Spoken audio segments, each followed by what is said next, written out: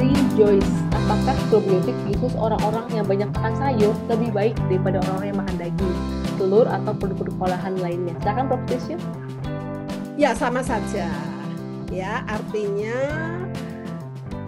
ini kalau cerita tentang ini ya pola makan ya kan memang pola makan kita itu bagaimanapun juga masih banyak di nasi gitu.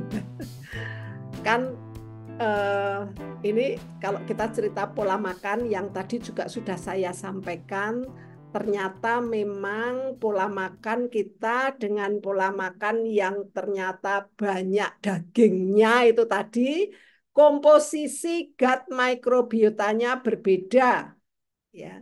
Namun kami yakini, ini para peneliti juga meyakini bahwa walaupun kita mempunyai komposisi pola makan yang berbeda, ya, itu tetap akan membawa manfaat kesehatan.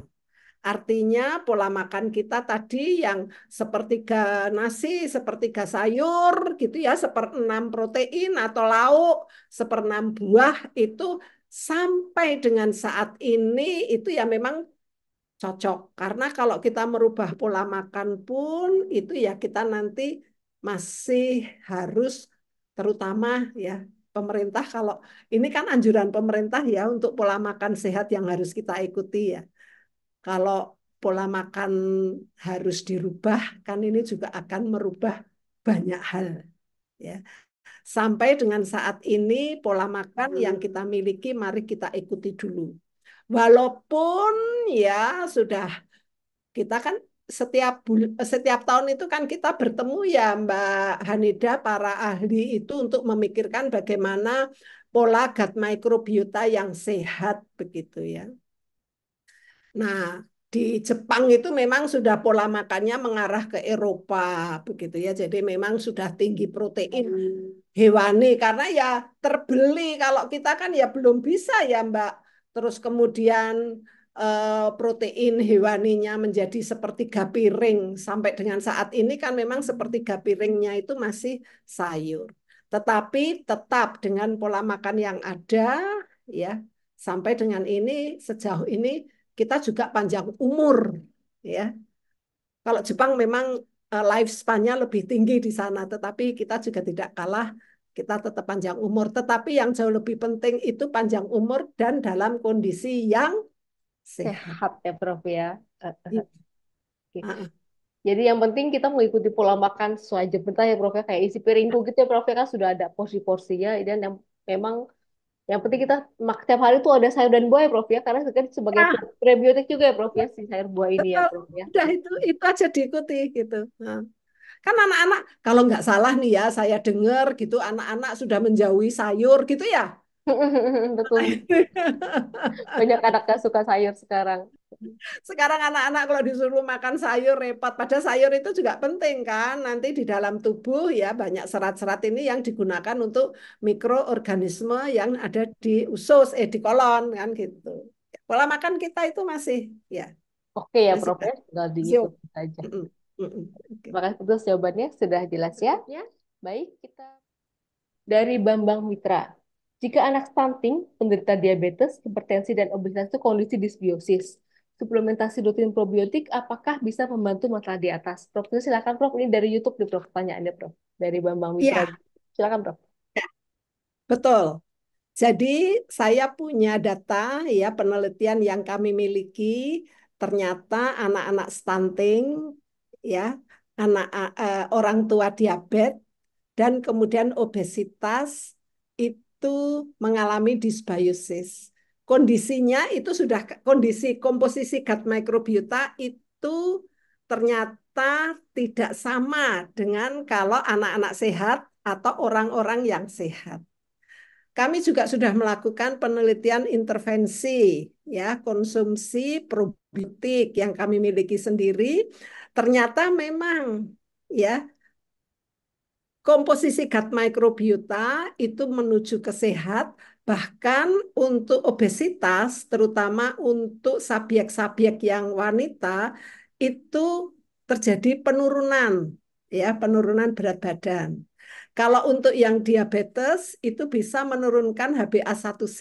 Ya, ini sebagai apa parameter untuk mengukur apa namanya diabetes ya. Jadi dari publikasi yang kami miliki memang demikian. Konsumsinya memang agak lama ya, selama 3 bulan. Jadi sebaiknya ya kalau mengalami kondisi-kondisi yang tidak normal, itu ya konsumsinya harus setiap hari ya.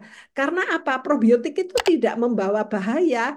Kan ini bakteri baik itu nanti juga akan menyatu dengan mikroorganisme yang ada di usus kita.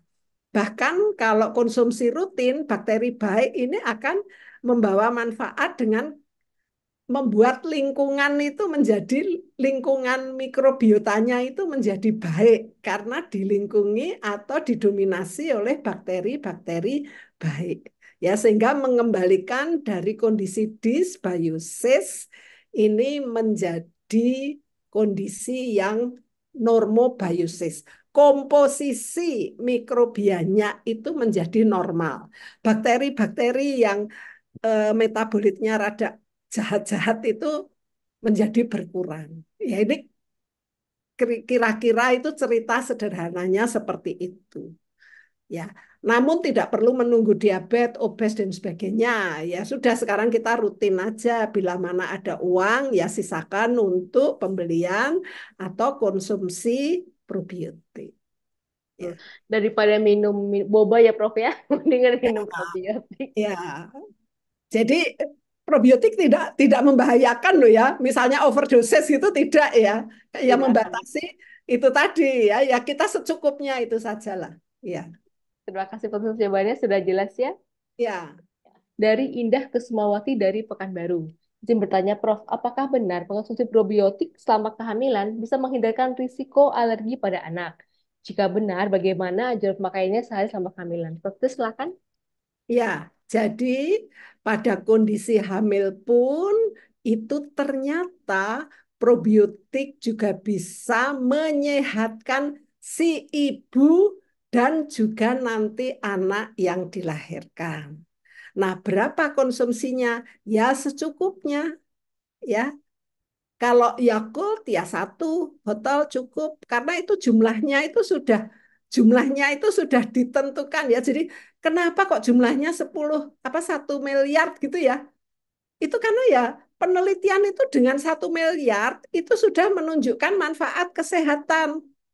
Kalau saya lebihi mahal kan nanti biaya untuk membeli yang lainnya jadi berkurang ya nggak usah berlebihan lah kalau 1 miliar itu sudah bisa memberikan manfaat kesehatan ya itu saja ya paling tidak ya 2 gitu karena itu sudah dibuktikan secara ilmiah sudah dihitung-hitung gitu nggak boleh kurang juga gitu.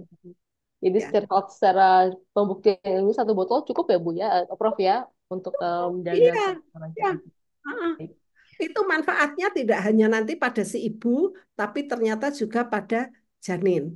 Ya, Luar biasa. Dari Eri Ermawan, Kuningan, Jawa Barat. Izin bertanya, Prof. Rahayu, apakah setelah pos operasi kolon perlu minum probiotik secara rutin setiap hari? Silakan, Prof. Tricia.